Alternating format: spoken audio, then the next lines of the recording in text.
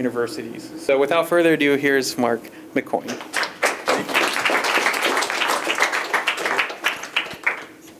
Thanks, Joey. What a nice opportunity. Appreciate being here, and thank you so much for the invite. Let's see if I can figure this out. I'm new media, but I'm not that tech savvy. Here we go. So I just put it here. Is this a good place? Yeah, wherever you want. All right. All right. Well, let's see. I found my, let's go back. This was in my pocket. So this is my clicker. I'm going to start with this. This is a piece of technology that I've been working hard to try to master, and I'm getting there. It's close. I'm an assistant professor at UTSA, and I run the new media program there in the Art and Art History department. Tonight what I'm going to talk about is interdisciplinary performance with technologies, which is kind of the direction our new media program takes. We also work in an installation context as well with multiple disciplines, video, audio, projection, various kinds of technologies coming together to create works that hopefully are greater than the sum of their parts. Tonight, instead of talking a lot about the technologies themselves, I'm going to talk about the art process and sort of what it is that we go through my process, and then how I give that to my students. I'm going to start by talking about kind of how I got into this world of experimental works. I got my bachelor's degree in music at the University of Colorado, and at the time I was a musician. I wasn't really that interested in being a composer or creating arrangements or doing any of those kinds of things. I just wanted to play music until I learned about musique concrète. And musique concrète is a form of music that came about in the late 40s. It was developed or coined by a man named Pierre Schaeffer. And what it was is music that came from the reel-to-reel tape recorder. The reel-to-reel tape recorder made it possible to record sounds from the world, as opposed to musical sounds, to take them, cut tape, turn them backwards, stretch the tape, put your fingerprints on it, speed it up, slow it down, so you could make montages or collages of sound that never had really been heard before. It opened up a new way of thinking about sound composition. So it was a form of sound art that used electronics, but also brought in the world of acoustic sounds, whatever that might be. And here, this is from John Cage's Williams mix. If you've never seen it, it's a score, it's actually a manuscript, but it shows how to cut the tape for different effects. So instead of being able to do a crossfade, if you wanted a crossfade, you had to cut long diagonal lines, so one sound would crossfade into another. Right? And I'd like to say, if anybody has questions or comments, you're welcome to interrupt me at will. Okay. So that was kind of like the early form of scratch. It's, well, yes, yes, yes. Okay, I'll buy that. Okay, but you can't talk anymore. No, I'm kidding. Bring it on. No, that's great. That's great. I like it. Try 20, Steve. So I got into this, and what that allowed me to do was have a place where I could sort of, music is such a strong system. I feel I didn't have much to add to it. It was already, what was happening in music was pretty substantial already. But in this world, what happened was it allowed people like me to explore and experiment. So what I started doing was I bought a reel-to-reel tape deck, started making musique concrète, but then started realizing that the tape recorder could be an instrument. And the way that would work was that I would get a microphone, put it through the tape recorder, and the sound would go through the record head. That was the initial sound that you would hear, the source signal, and then it would come through and you could flip a switch and it would play back on the playhead. So you got an echo like that. It's called a slap echo. You heard it a lot with Elvis Presley and a lot of rockabilly bands from the 50s and 60s. That was a sound, that's how they did it, and that was the sound that they used. But what I would do is take a microphone and put it through the tape recorder and then put it into speakers and get feedback and move the thing around. And that became kind of a performance thing that I would do. And I thought I would demonstrate that a little bit. Here's a portable version of that. And what I'm going to do now is wear this. It's a little bit easier to wear it if I can. And then this is a small lavalier microphone. You probably already know that because you're convergent media students. And this has a little delay on it so you can get the same sort of sound that the tape recorder would have given it. And we'll see if we can get some sound going here. Looks like it needs to be turned on possibly. Okay.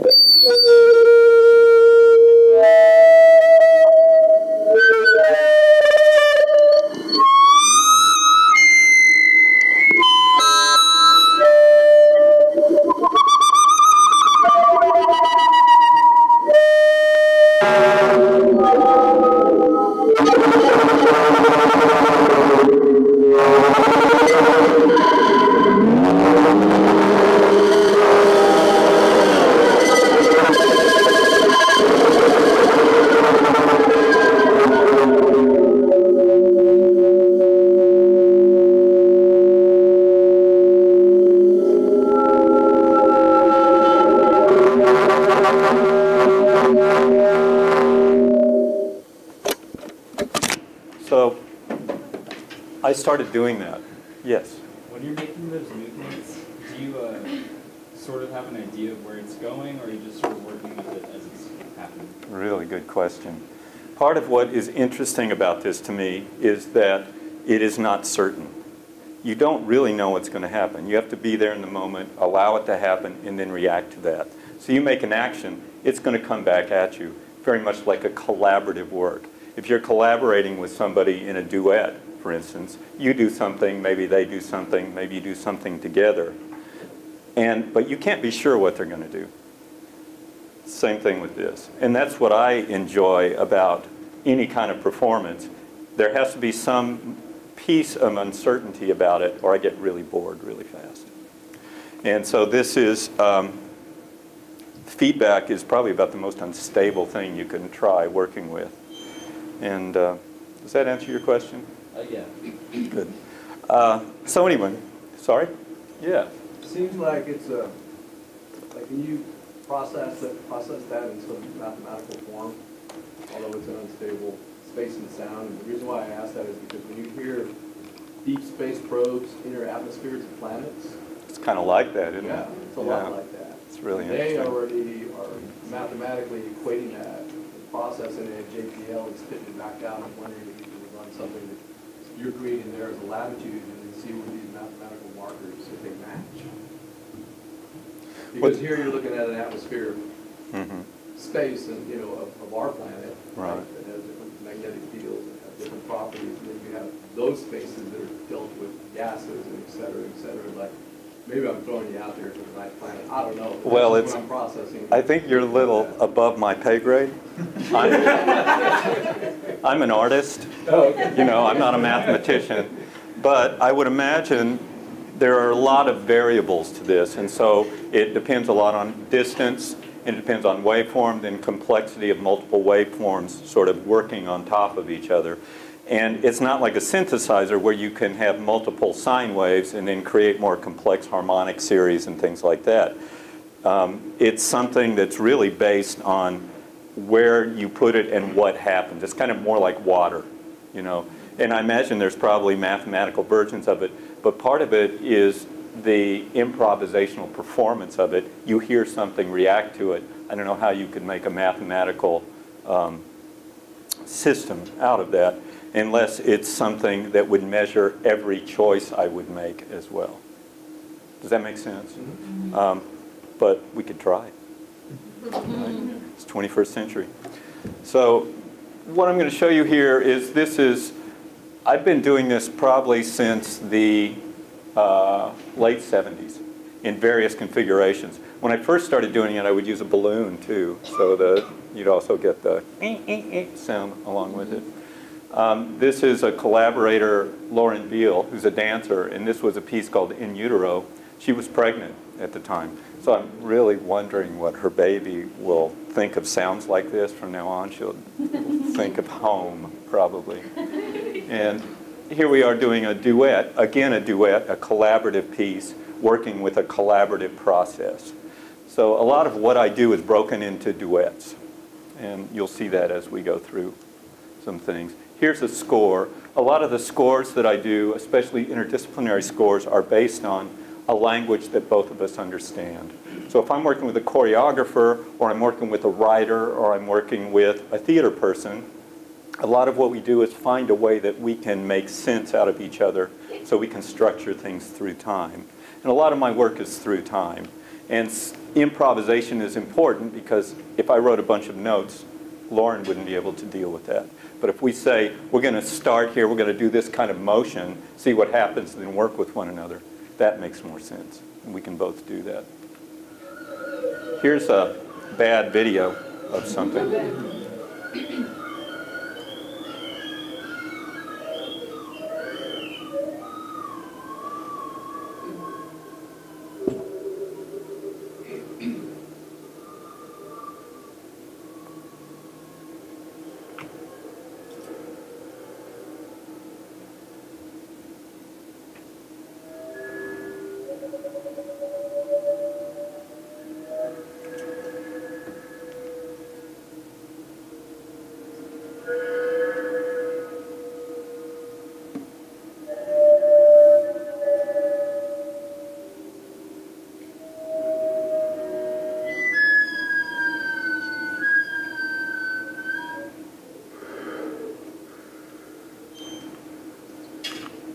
So as you can see, there's a lot of, we're just sort of feeling each other out. So you always have to be in the moment. It's not something where we can just rely on the system. We have to rely on each other and be there in the moment. And that's a lot of kind of what I approach in my classes, is being aware, be there in the moment for performance. Anyway, I'm going to jump back now. So from this time of doing all kinds of strange feedback performances, people started noticing. And I started getting commissions from Colorado New Music Association primarily, which was an association set up to promote new and experimental works in the Colorado area. And they would get big grants and then put on big shows, and we could create pieces. Again, I wasn't that interested in writing music. So what I started doing with this is creating interdisciplinary works. Getting dancers, getting writers, getting theater people, bringing them all together and creating works out of that. And it was a wonderful sort of practice ground to put these things together. And then you'd have people actually come in and see them, so you had an audience. You had to present them in a way that actually made sense to the public. But we kept them very experimental for the most part, so that was a good part of it. The last one I did was a piece called Circadia, and this was site-specific at a place called Blake's Salvage Yard in Erie, Colorado. And it was known, it was famous for being one of the most organized salvage yards in the country. There were magazine articles written about it. It was kind of amazing, like rows of just oil drums. And then these rows would be camshafts, and these rows would be that. But they let us go in, get whatever we wanted, and make things. So we ended up making these sort of metal sculptures. Hey, Sunday. Sunday Baloo, ladies and gentlemen. Yeah.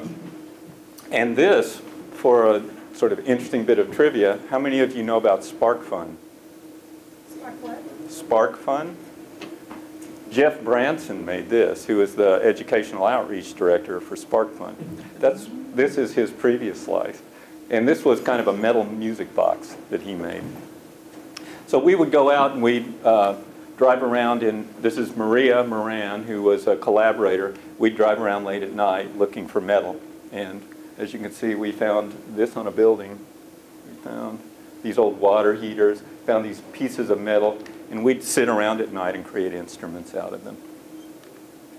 And here, there aren't any really good pictures of Jeff Branson's music machine, and we wish there were, but this is from a video. This is a terrible picture, but you see the shadow of his music machine that he made.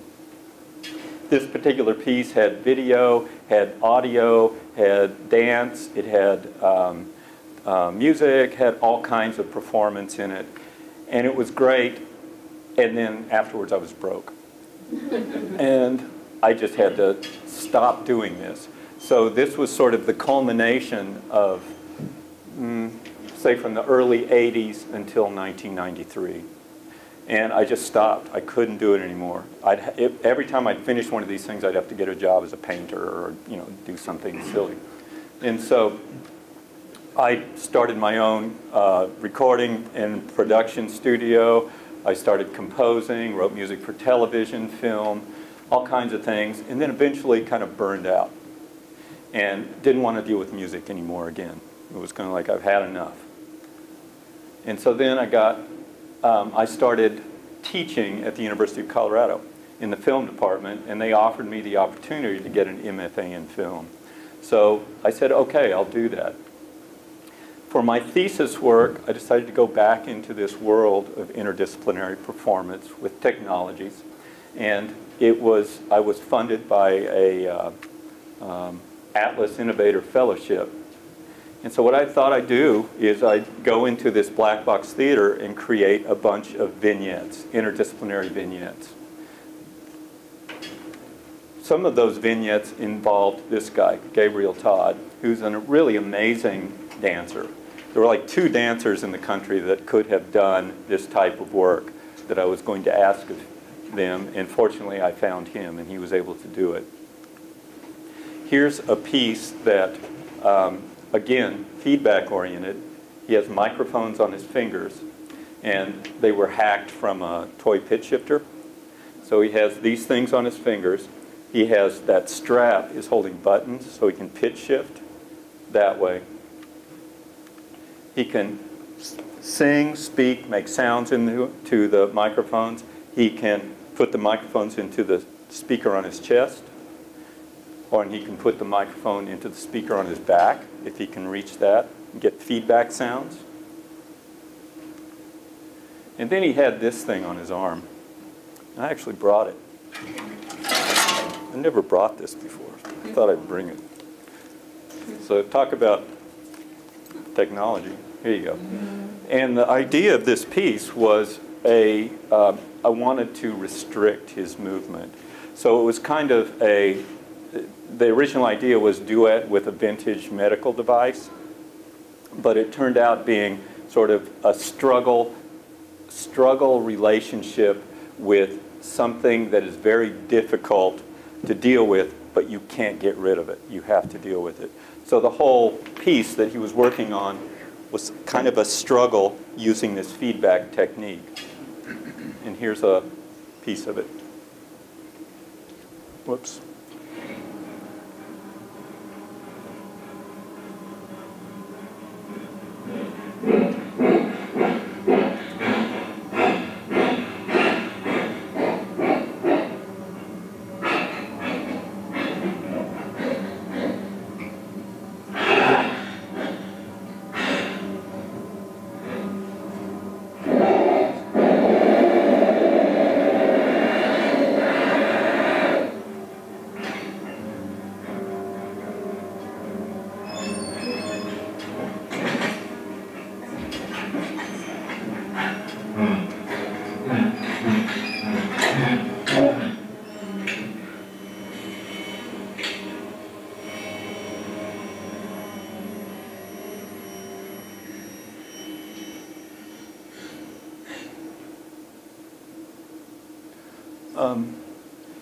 And the way these work, these were little vignettes that were in between much larger performance pieces.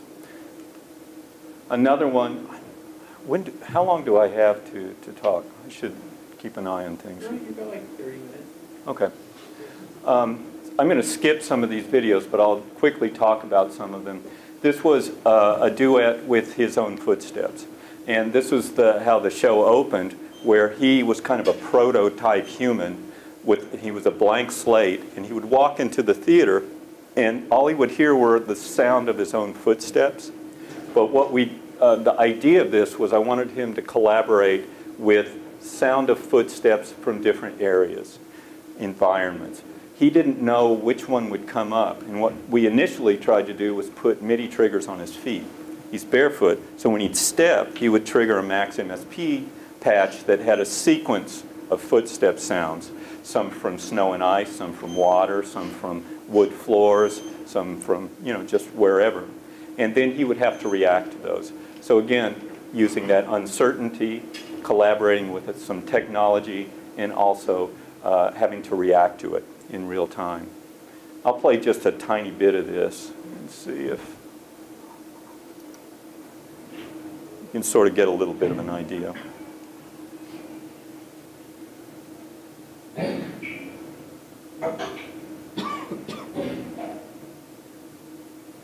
The MIDI triggers didn't work, by the way. We did it a different way.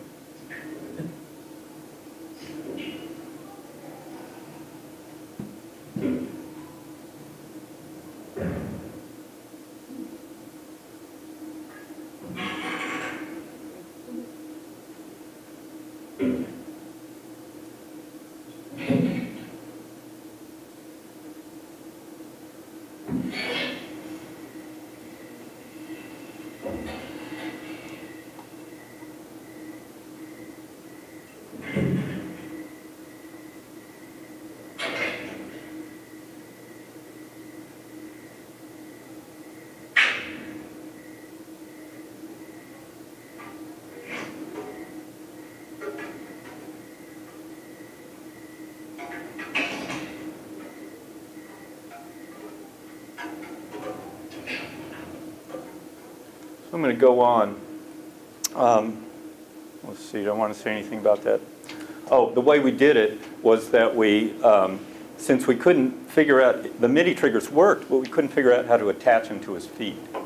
So what we ended up doing was creating another duet. So the tech director, Nate Wheeler, would trigger the sequence of footsteps while Gabriel was doing the walk. So we had another connection there, and that actually worked better. And we'd change the sequence of footsteps every night, so Gabriel never knew what he would get. Poor guy. This is less technological, but this was another piece, and he was doing a duet with his internal organs. I don't know if that makes sense, but we tried to tap into different organs of his body and then have him express a story from each of those places. And it turned into a pretty intense piece, which I won't share with you right now, because it's probably not appropriate, but we'll do something a little more lighthearted. This is a piece that was, it used to rain beautifully in Colorado. And these wonderful thunderstorms that would just sort of come in, they'd do their thing and just take off. Sometimes they were super short, I mean like 10 minutes long. Sometimes they were very long.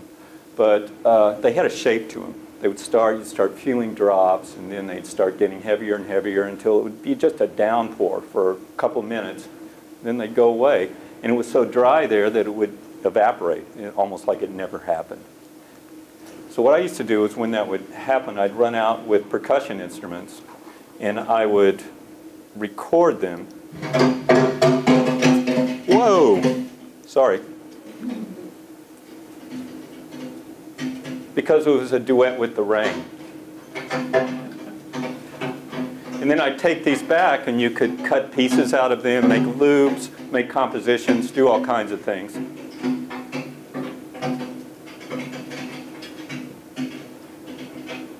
So I thought, well, how can I do this in a theatrical sense? How can we create this kind of interesting, sort of semi-uncertain thing that's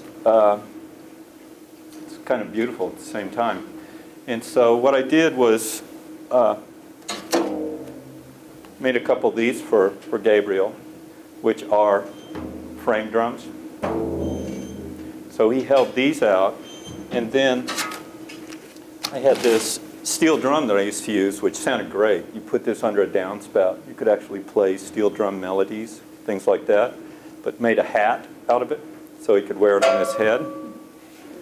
And then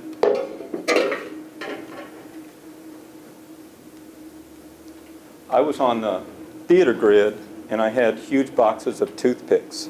So I would drop toothpicks on him, and he had to sort of catch the toothpicks and create musical sounds with them. Not musical more pleasing or aesthetic.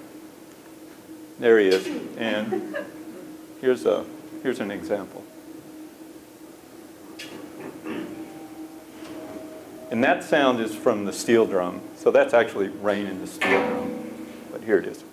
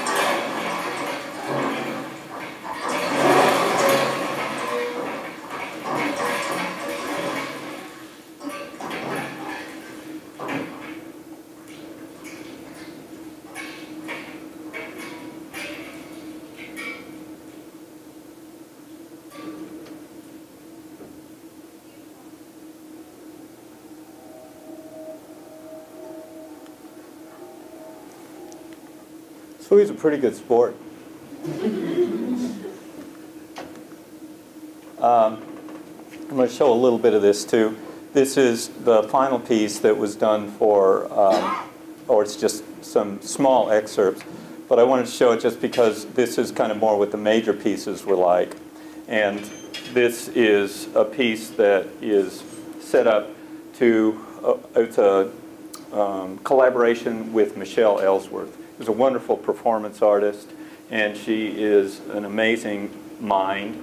And what we did is I make these sculptures, these soft sculptures, and project on them.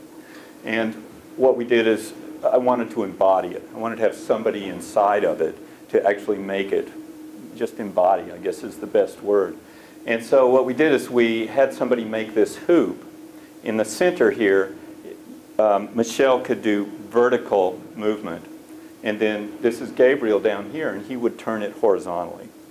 And then we had somebody actually doing live video onto the front of it.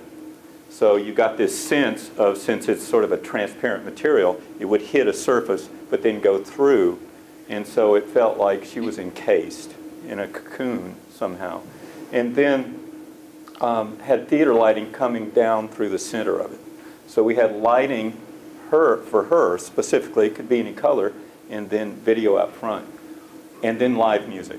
So everything was kind of a series of duet trajectories going all over the place. And here is, I'll play some of this. These are just some excerpts. Never got a really great video out of it, but you can get an idea.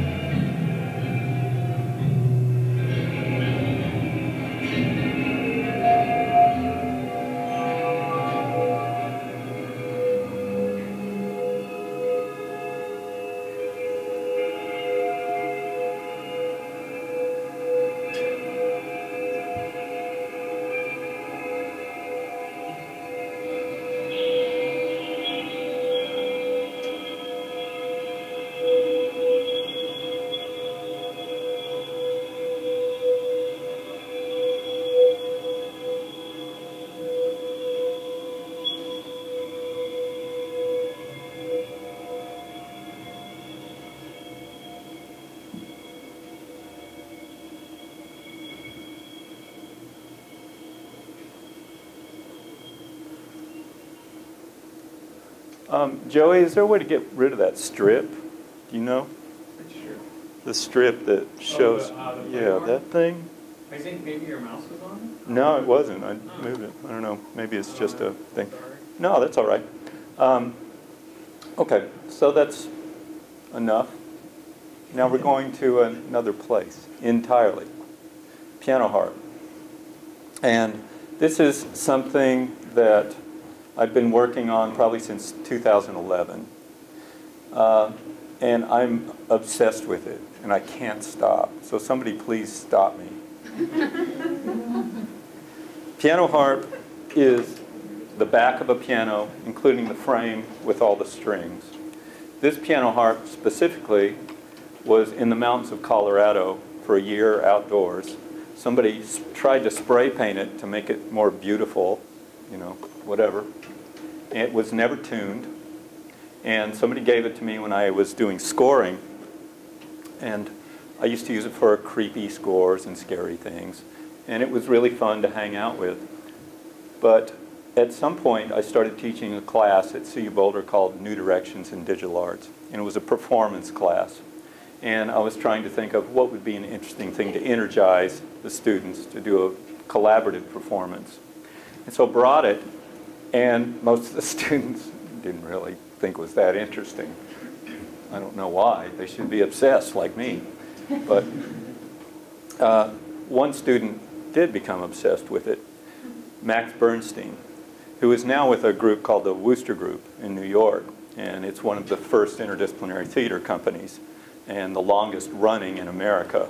And they're well funded. I think they're doing a show at Red Cat right now in Los Angeles. And he was my grad student at the time. And so we started playing it. And we created a duo called Outlier.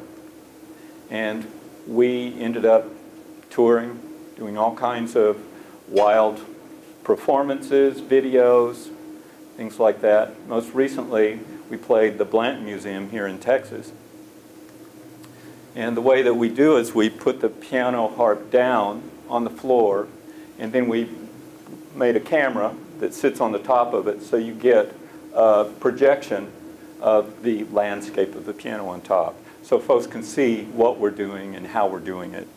And that makes it a more interesting experience, I think, for them, because a lot of what happens on the piano harp itself is we make our own tools. We use electrical tools, we use Dremels, we use EBOs, all kinds of electronics to activate the strings. A lot of it's very homemade. So the view from the top is that kind of look. We have lights too, so we light it in a very interesting way depending on the situation.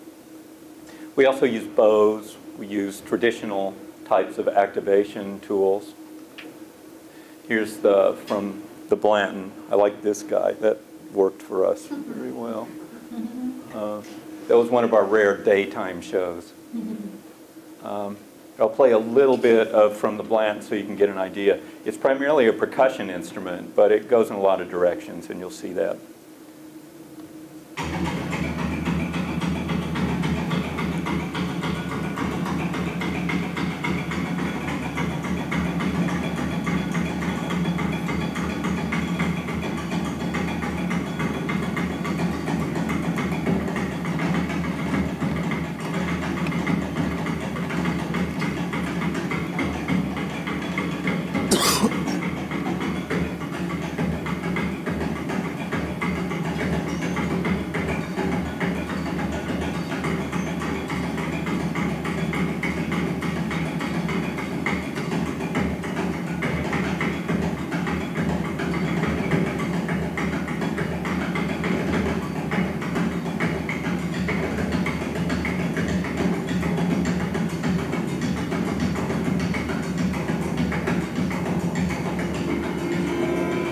Stop it there.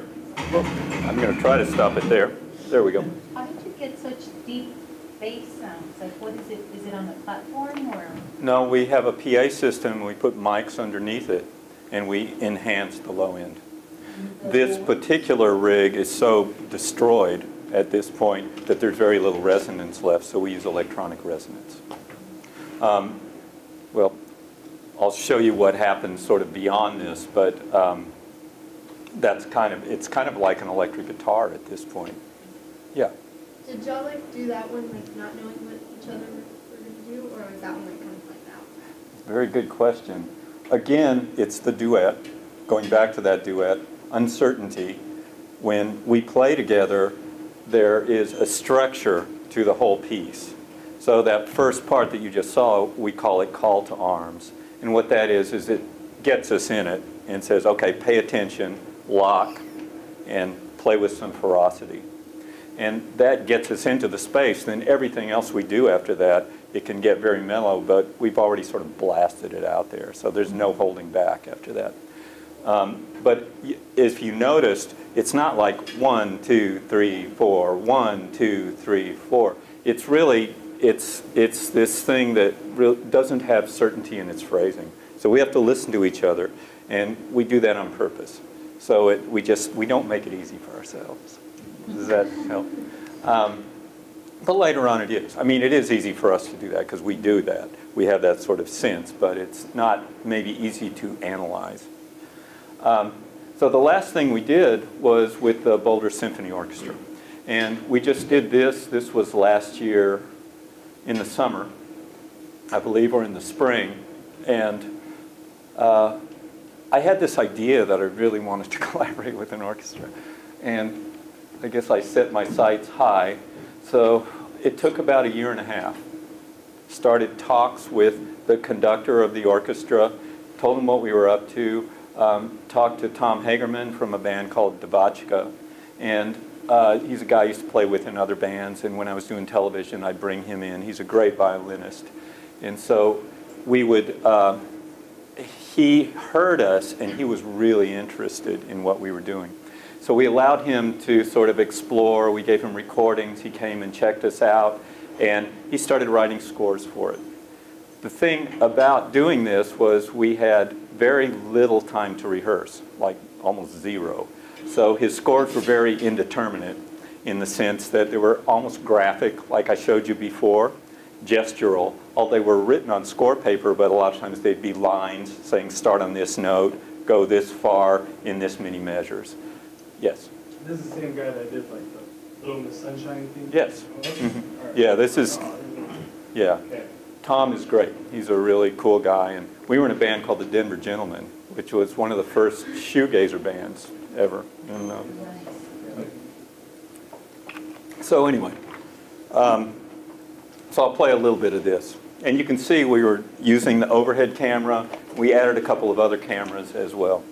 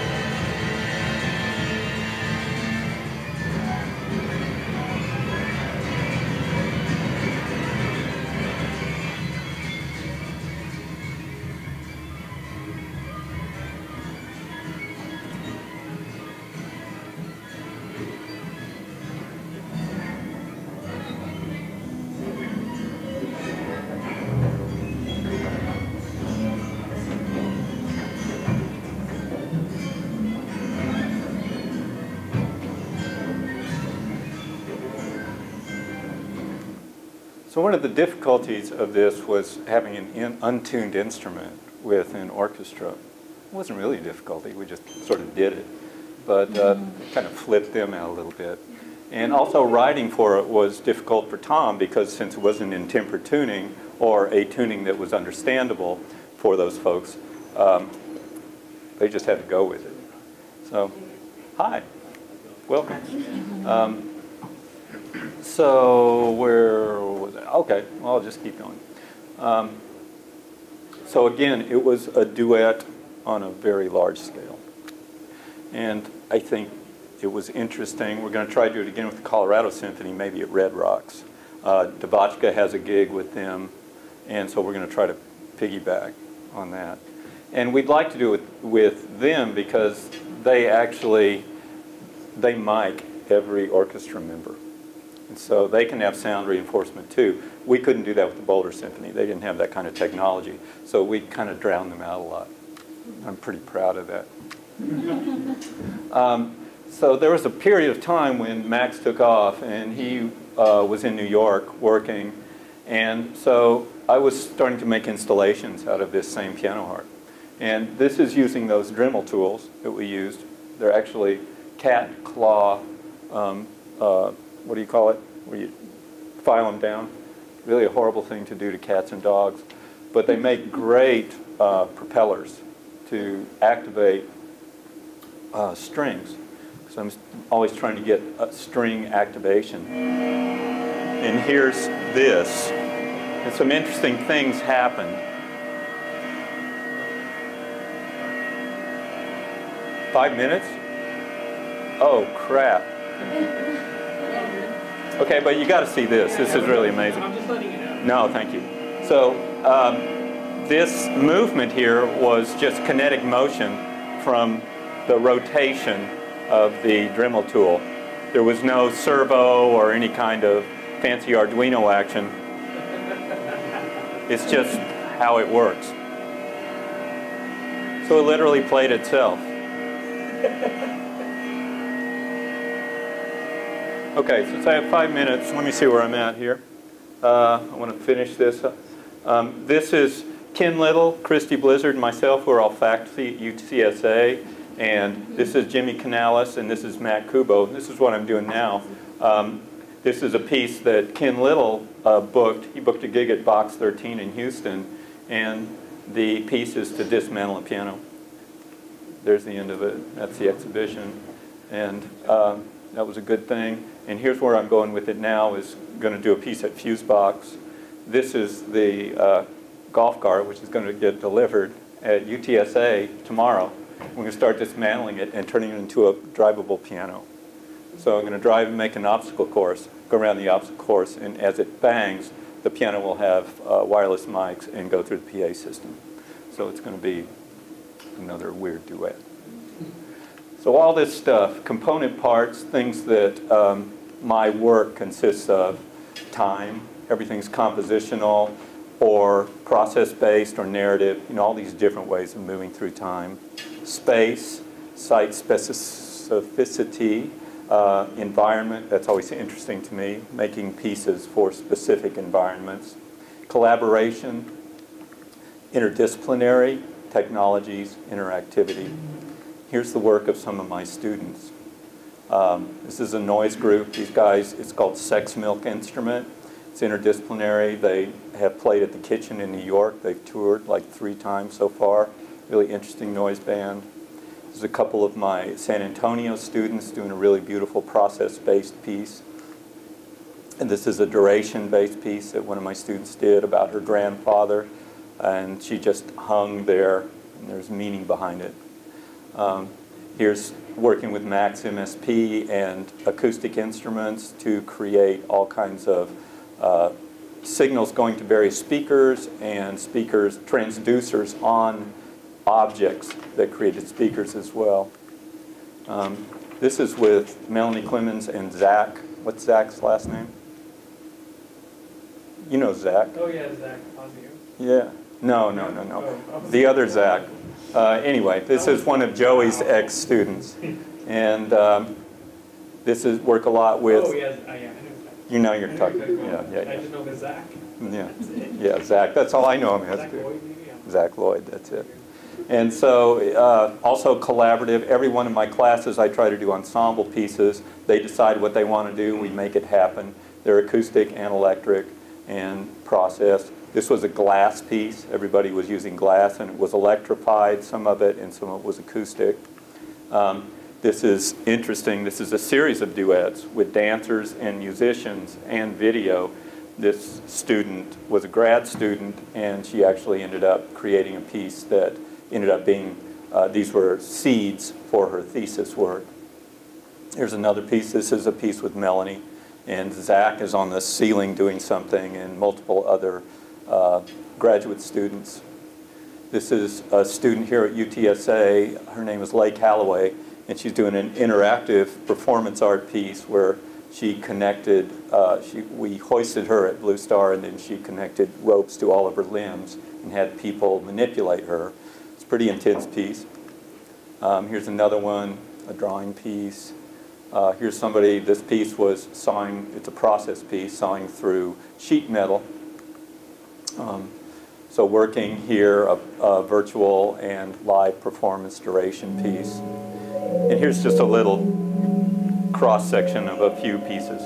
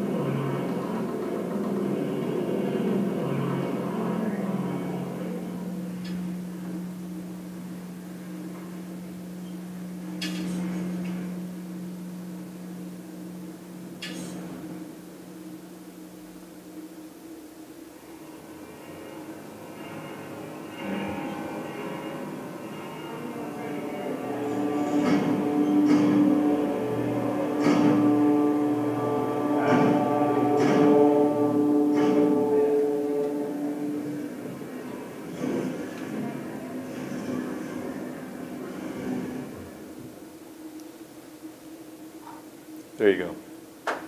Thank you.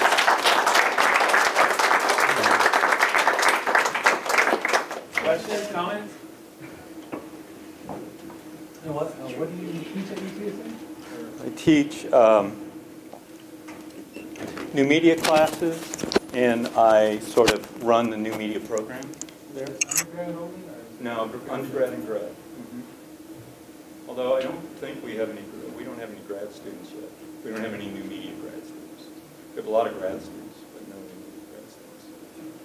We have two coming in. Sorry? Be great. I'm trying to get this guy, Matthew, to become a grad student. Anybody want to be a grad student? All right. The video where he was reacting to the footsteps, did y'all record that sound?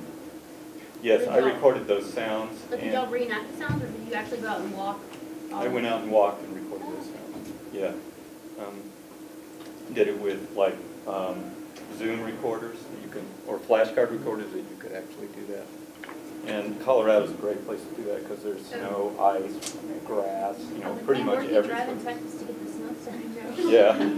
No, it wasn't done here. This is very Colorado-centric. Any other questions? Well, let's thank Mark. Thank you very much.